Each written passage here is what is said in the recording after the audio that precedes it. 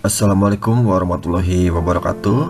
Jumpa kembali di pembelajaran housekeeping kelas 11 akomodasi perhotelan.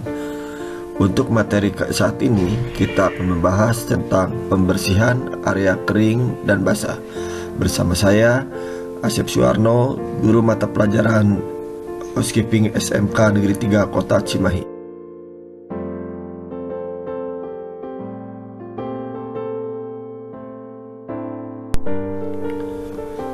Tujuan kita mempelajari materi ini diharapkan setelah selesai pembelajaran, peserta diklat mampu membersihkan area kering dan basah sesuai dengan standar operasional prosedur di perusahaan atau di industri pariwisata pada umumnya.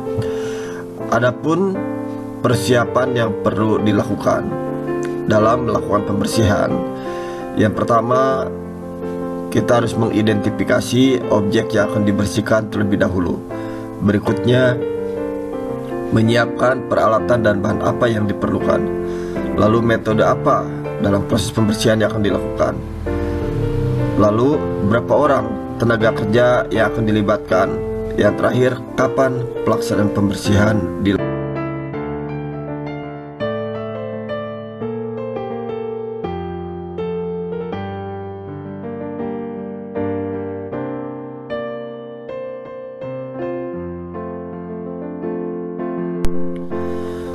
Berikutnya adalah perlengkapan pelindung yang harus kita persiapkan sebelum kita memulai pekerjaan.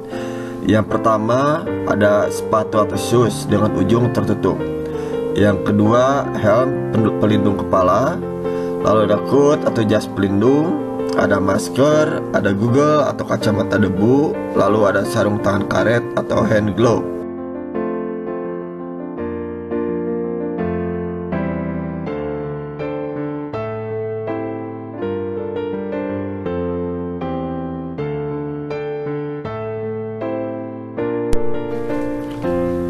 Berikut ini adalah prosedur pembersihan area umum hotel. Dimulai dari jalan masuk atau koridor. Peralatan yang diperlukan adalah mulai dari sapu atau broom, lalu dustpan, alat pel atau mop, lalu bucket atau ember, cleaning cloth, ada spons. Lalu untuk bahan pembersihnya yang kita harus persiapkan adalah pertama MPC atau multi purpose cleaner, pembersih lantai atau floor cleaner, pembersih kaca, glass cleaner, lalu ada pengkilap kayu, furniture polish atau wooden polish, lalu ada pembersih metal atau metal cleaner. Bagaimana cara pembersihannya? Yang pertama, kita menggosok kerak-kerak air dari lantai menggunakan peralatan kering, lap atau busa. Lalu lantai disapu termasuk kesetnya. Mengepel lantai, membersihkan kaca-kaca pintu luar dalam, dikerjakan dari atas ke bawah. Lalu membersihkan bagian pintu yang bukan kaca. Perhatikan oleh kita dengan teliti bekas sidik jari yang menempel dan sekitar pegangan pintu atau kunci pintu. Berikutnya, gosok atau poles pegangan pintu dan kunci pintu dengan metal cleaner. Dan bersihkan jejak-jejak dari orang dan binatang. Lalu yakinkan bahwa semua keset bersih, terhampar lurus dan datar. Dan pemeriksaan akhir atau final check, buka setiap pintu dan yakinkan keseluruhan bersih dan aman.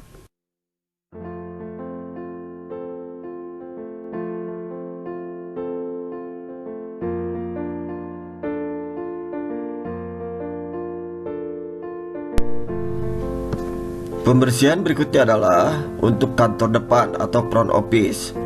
Peralatan pembersih yang diperlukan mulai dari lap pembersih atau cleaning cloth, spons, alat pembersih debu, dust cloth, lalu ada alat penyedot debu, vacuum cleaner, lalu sapu atau broom, pengki atau dustpan, tempat sampah atau garbage can.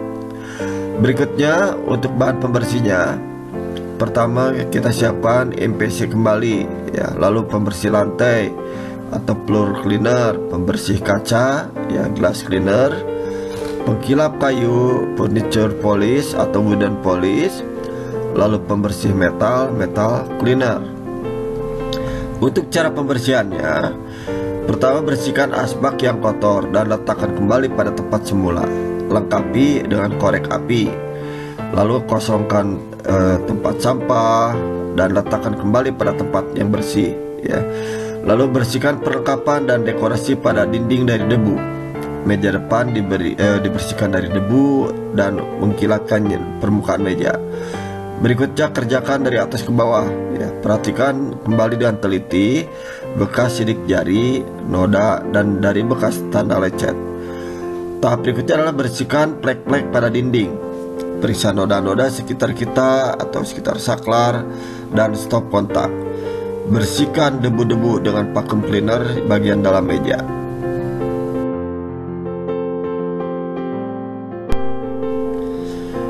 Untuk proses pembersihan di lobi, alat pembersih yang digunakan adalah: pertama, peralatan pembersih kaca atau glass wiper. Berikutnya ada sapu atau broom, pengki atau dustpan, pel atau mop, ember atau bucket, kain pembersih cleaning cloth, ya, spon, lalu alat pembersih debu, dust cloth, penyedot debu, vacuum cleaner atau tempat sampah, garbage bin. Untuk bahan pembersihnya, MPC kembali, pembersih lantai atau floor cleaner, pembersih kaca glass cleaner, pengkilap kayu atau furniture polish atau wooden polish, dan pembersih metal atau metal cleaner. Untuk proses pembersihannya, pertama bersihkan asbak yang kotor dan letakkan kembali ke tempatnya. Berikutnya ambil kertas-kertas dan sampah, ya, dan laporkan jika ada barang-barang tamu yang tertinggal, ya. Berikutnya adalah kosongkan tempat sampah dan letakkan kembali ke tempatnya, ya. Bersihkan kaca dan jendela termasuk kaca di atas meja. Bersihkan debu pada perlengkapan dan pesawat telepon. Bersihkan tempat minum dan keringkan sekitar tempat minum. Bersihkan juga tombol-tombolnya. Lalu bersihkan plek-plek di dinding dan perabot yang ada di dinding. Bersihkan debu pada bagian atas dan sisi-sisi figura lukisan. Bersihkan debu-debu pada pegangan tangga, lantai kayu, lantai ubin, marmer, dan lain-lain. Berikutnya bersihkan debu pada lantai karpet dengan vacuum cleaner. Yang terakhir, rapikan perlengkapan mebel termasuk di bawah bantal, sofa, dan kursi.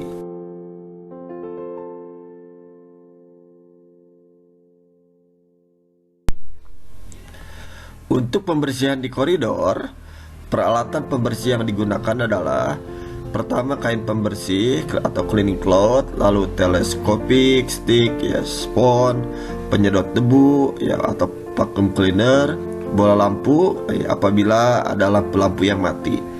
Berikutnya adalah bahan pembersih, mulai dari MPC, pembersih lantai atau floor cleaner, pembersih kaca, glass cleaner, pengkilap kayu atau furniture polish atau wooden polish, lalu pembersih metal atau metal cleaner.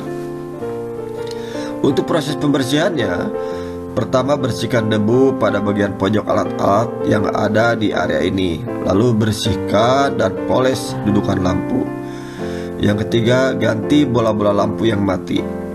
Yang keempat, bersihkan plek-plek yang ada pada dinding, lalu bersihkan bagian luar dalam pintu darurat, ya, bingkai pintu dan rel pintu. Yang terakhir, sedot debu pada karpet dengan vacuum cleaner mulai satu bagian dan diakhiri hingga bagian koridor, dan kerjakan menuju jalan pintu keluar.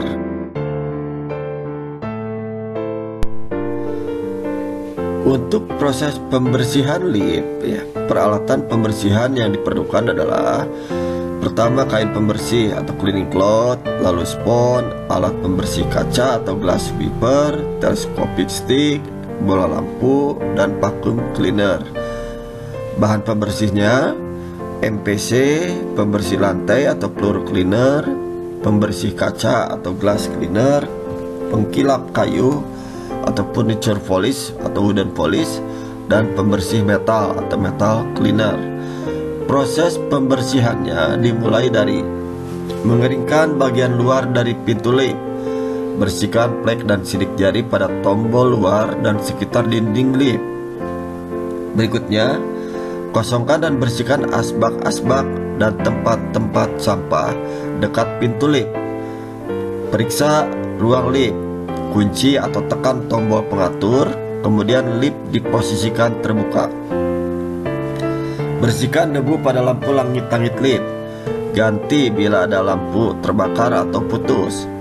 Yang kelima, keringkan bagian yang sering terkena bercak air pada setiap permukaan dinding atau kaca cermin, mulai dari sudut kanan atas dilakukan melintang ke bawah. Yang keenam, bersihkan dan gosok rel lift. Yang ketujuh, bersihkan pada bagian tombol-tombol pengendali lift sehingga bebas dari noda dan sidik jari tangan. Yang kedelapan, gunakan penyedot debu untuk membersihkan debu dan jejak kaki pada karpet. Yang terakhir, tutup pintu lift dan bersihkan pintu bagian dalam.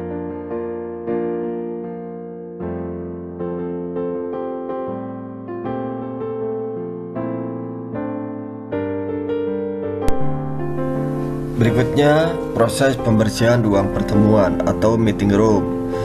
Alat pembersih yang digunakan, pertama kain pembersih, lalu ada spons, alat pembersih kaca, telescopic stick, bola lampu, vacuum cleaner, shampooing karpet, dan blower. Bahan pembersih yang digunakan itu mulai dari MPC, pembersih lantai, pembersih kaca, pengkilap kayu, pembersih metal, dan karpet sampo. Proses pembersihannya itu hampir sama dengan bidang lain. Pertama, kosongkan dan bersihkan asbak dan tempat sampah. Berikutnya, pindahkan kursi-kursi dan meja pada saat dibersihkan. Lalu bersihkan debu pada lampu langit-langit. Gantilah bila ada lampu yang terbakar atau putus. Berikutnya, bersihkan dan gosok dengan spons bagian benda yang sering terkena bercak air dan plek-plek karena bekas tangan pada setiap permukaan dinding. Yang keempat, bersihkan bagian tombol-tombol lampu sehingga bebas dari noda dan sidik jari tangan. Yang kelima, gunakan penyedot debu untuk membersihkan debu dan jejak kaki pada karpet. Lalu, cucilah karpet pada waktu-waktu tertentu agar karpet tetap bersih dan segar. Yang terakhir, kontrol kebersihan setiap hari.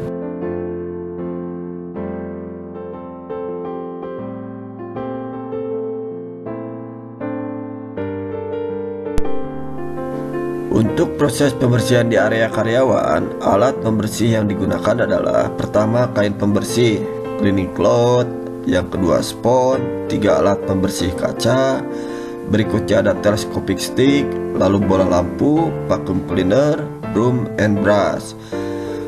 Untuk bahan pembersihnya, pertama MPC, lalu pembersih lantai, pembersih kaca, pengkilap kayu, dan pembersih metal. Proses pembersihannya, pertama, kosongkan dan bersihkan asbak-asbak dan tempat sampah yang ada di area karyawan. Berikutnya, pindahkan barang-barang yang mengganggu kegiatan pembersihan. Lalu bersihkan debu pada lampu langit-langit. Ganti bila ada lampu yang terbakar atau putus. Yang ketiga, bersihkan dan gosok dengan spons pada bagian-bagian yang sering terkena bercak air dan plek karena bekas tangan pada setiap permukaan dinding.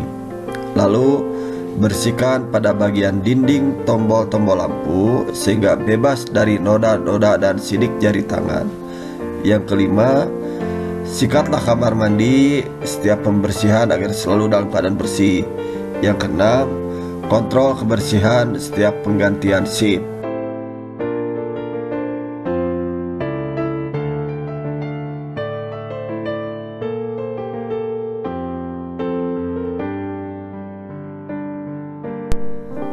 Berikutnya adalah proses pembersihan untuk kantor atau ruang pimpinan atau manajemen office. Alat pembersih yang digunakan adalah pertama kain pembersih atau kain yang terdiri dari kain pembersih, spons, pembersih kaca, telescopic stick, bola lampu, vacuum cleaner, shampooing karpet mesin, dan blower. Untuk bahan pembersihnya terdiri dari MPC, pembersih lantai, pembersih kaca, pengkilap kayu, pembersih metal, dan karpet sampo. Untuk proses pembersihannya, pertama kosongkan dan bersihkan asbak-asbak dan tempat sampah yang ada di area. Lalu bersihkan debu pada lampu langit-langit. Ganti bila ada lampu yang terbakar atau putus. Lap atau dustinglah meja ya sebelum dilakukan pembersihan berikutnya. Lalu bersihkan kaca setiap hari dengan menggunakan glass cleaner. Bersihkan dan gosok dengan spons pada bagian yang terkena noda membandel. Untuk yang kelima, bersihkan pada setiap permukaan dinding yang terkena plek-plek karena bekas tangan atau noda lain. Yang keenam, bersihkan pada bagian tombol-tombol lampu sehingga bebas dari noda dan sidik jari tangan. Yang ketujuh, gunakan penyedot debu untuk membersihkan debu dari kotoran dan jejak kaki pada karpet. Yang kedelapan, cucilah karpet pada waktu-waktu tertentu agar karpet tetap bersih dan segar. Yang terakhir, kontrol kebersihan setiap hari. Demikian tadi pengantar materi untuk pembersihan area kering dan basah. Mudah-mudahan ada guna dan manfaatnya. Terima kasih. Wassalamualaikum warahmatullahi wabarakatuh.